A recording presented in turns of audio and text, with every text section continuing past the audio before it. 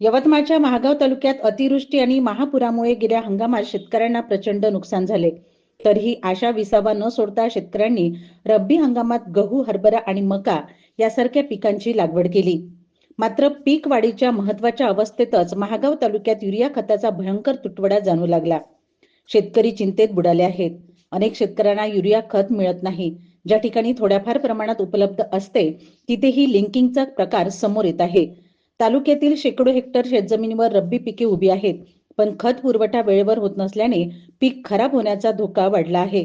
लोकप्रतिनिधीही या प्रश्नाकडे लक्ष न देता शेतकऱ्यांना सोडून दिल्याचे दिसत आहे. शेतकरी संघटनांनी कृषी विभागाला निवेदन दिले असून तात्काळ युरिया पुरवठा करण्याची मागणी केली आहे.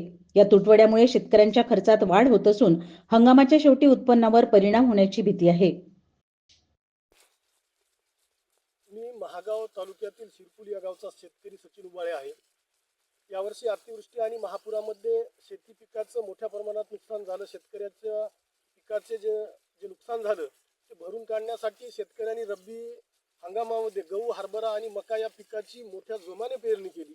परंतु ऐन उमेदीत पिकाच्या वाढीच्या काळात गहू पिकाला युरिया खतच भेटत नाही. तालुक्यामध्ये मोठ्या प्रमाणात युरिया खताचं शॉर्टेज आहे.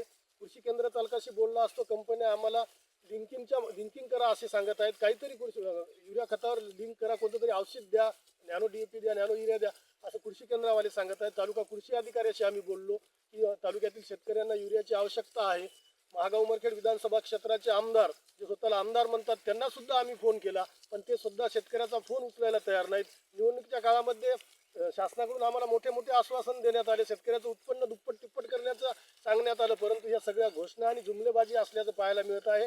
महागाव तालुक्यातील शिरपुली परिसरामध्ये वन्यजीवाचा सुद्धा मोठा धोका शेतपिकांना उपलब्ध झालेला, कोणत्याही प्रकारचं संरक्षण सध्या शेतपिकाला मिळत नाही आणि युरिया खत सध्या उपलब्ध नसल्यामुळे गहू उत्पादक, मका उत्पादक आणि चणा उत्पादक शेतकऱ्यामध्ये मोठं संकट उभं राहिलं आहे. तरी कृषी विभाग आणि लोकप्रतिनिधी या बाबीकडे लक्ष देण्याची मागणी आम्ही शेतकऱ्याकडून करत आहोत.